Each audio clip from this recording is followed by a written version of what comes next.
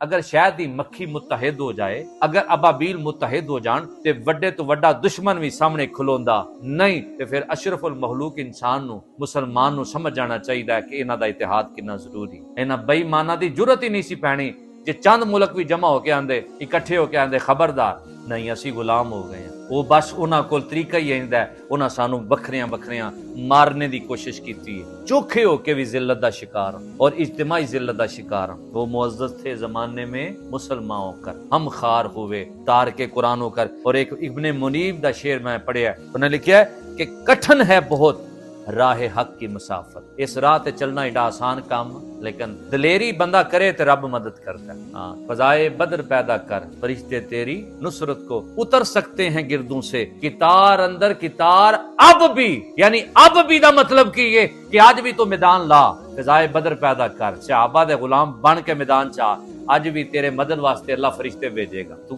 کھلو تے صحیح نا، تو دلیری وخا تے صحیح نا۔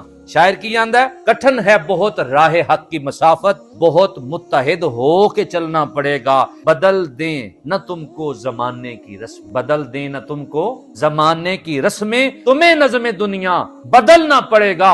اور علامہ اقبال دا بڑا مشہور زمانہ شعر ہے، آپ فرماندے نے فرد قائم ربطے ملت سے ہے، تنہا کچھ نہیں موج ہے دریا میں، بیرون دریا۔